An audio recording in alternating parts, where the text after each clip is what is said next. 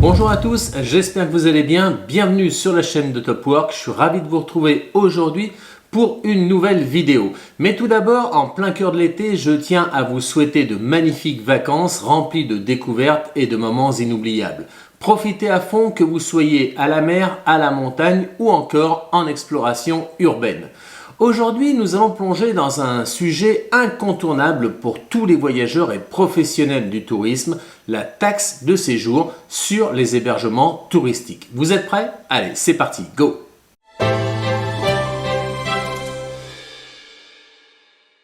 La taxe de séjour sur les hébergements touristiques, on en a tous entendu parler. Mais de quoi s'agit-il exactement? Qu'est-ce que c'est? Eh bien, afin d'améliorer l'accueil touristique sur leur territoire, certaines communes ont décidé d'instaurer une taxe de séjour sur les hébergements touristiques.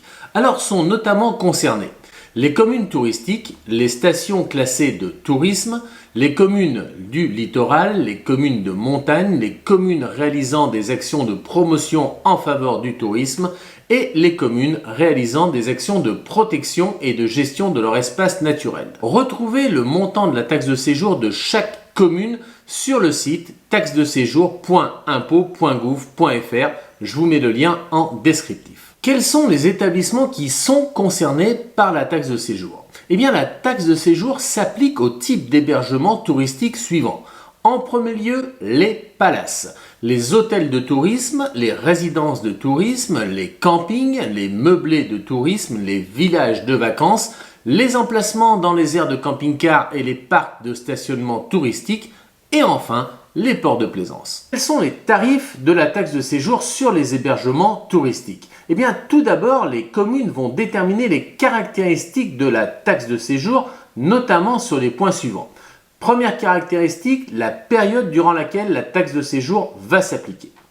Deuxième caractéristique, le montant de la taxe de séjour par type d'hébergement, étant entendu que ce montant doit être décidé avant le 1er juillet pour une application au 1er janvier de l'année suivante.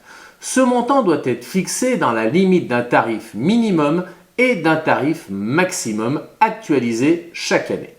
Troisième et dernière caractéristique, l'application possible d'un abattement dont le taux doit être compris entre 10 et 80% sur le nombre d'unités de capacité d'accueil de l'hébergement concerné. Voyons maintenant comment s'applique la taxe de séjour sur les hébergements touristiques. Les communes ont deux options pour collecter la taxe de séjour, au réel ou de manière forfaitaire. La taxe de séjour au réel. Dans ce cas de figure, c'est le touriste qui va payer la taxe de séjour en plus de sa nuitée. Elle se calcule en multipliant le tarif applicable à chaque catégorie d'hébergement par le nombre de nuitées et le nombre de personnes hébergées imposables.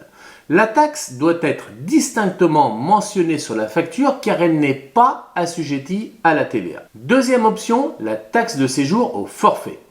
Dans ce cas de figure, le lieu d'hébergement, l'hôtel, le propriétaire, le logeur va payer la taxe forfaitaire indépendamment du nombre de personnes hébergées. Le montant de la taxe dépend donc du tarif applicable à la catégorie de l'hébergement concerné, du nombre de nuitées comprises dans la période d'ouverture de l'hébergement et de la capacité d'accueil de cet hébergement. Sachant qu'un abattement de 10 à 80% peut s'appliquer. Si la taxe de séjour est répercutée sur le prix de l'hébergement, eh bien la facture doit comporter la mention taxe de séjour forfaitaire comprise. Dans ce cas, elle est incluse dans le prix d'imposition à la TVA de l'hébergeur car elle est intégrée au prix de vente. Vous l'avez donc compris, dans un cas de figure, la taxe de séjour n'est pas assujettie à la TVA lorsqu'elle est collectée au réel et dans l'autre cas de figure, elle est assujettie à la TVA lorsqu'elle est collectée de manière forfaitaire. Comment déclarer et payer la taxe de séjour sur les hébergements touristiques? Lorsque la taxe de séjour est collectée au réel, eh bien, vous devez reverser le montant de la taxe collectée auprès de vos clients au comptable local aux dates fixées par le conseil municipal. Lorsque la taxe de séjour est collectée de manière forfaitaire, vous devez faire une déclaration à la mairie au plus tard 1 mois avant le début de chaque période durant laquelle la taxe de séjour a vocation à s'appliquer. Cette déclaration doit comporter les éléments suivants.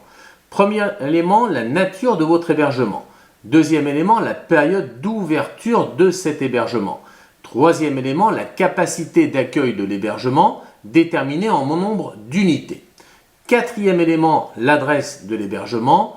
Cinquième élément, le numéro d'enregistrement de l'hébergement au cas où vous avez un numéro d'enregistrement. Sixième élément, le tarif applicable et le taux d'abattement retenu. Et enfin, dernier élément, le montant de la taxe de séjour qui est forfaitairement dû. Le montant donc forfaitisé de la taxe de séjour doit être versé au comptable local aux dates fixées également par le conseil municipal.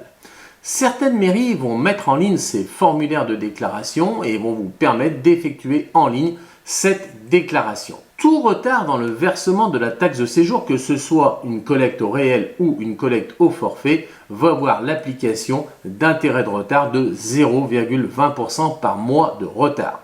En l'absence de régularisation, une procédure de taxation d'office peut être engagée par le maire après une mise en demeure. Qui est exonéré de la taxe de séjour sur les hébergements touristiques? Les exonérations possibles à la taxe de séjour sur les hébergements touristiques ne concernent que la taxe de séjour au réel et non la taxe de séjour au forfait. Sont exonérés en premier lieu les mineurs, puis les bénéficiaires d'un hébergement d'urgence ou d'un relogement temporaire, les travailleurs saisonniers employés dans la commune, les personnes occupant des locaux dont le loyer est inférieur à un montant fixé par le conseil municipal. En conclusion, j'espère que cette vidéo vous a plu, que la taxe de séjour n'a plus de secret pour vous. En ce qui me concerne, je vous donne rendez-vous à la rentrée avec encore plus de contenu exclusif pour vous aider à briller dans le monde professionnel. Alors surtout, n'oubliez pas de vous abonner à notre chaîne Top Work. N'hésitez pas de liker, commenter cette publication, ça nous aide énormément pour le référencement. Je vous souhaite encore une fois de la part de toute l'équipe de Top Work de bonnes vacances. Passez un bel été, revenez en forme à la rentrée de septembre. À bientôt, ciao, bye.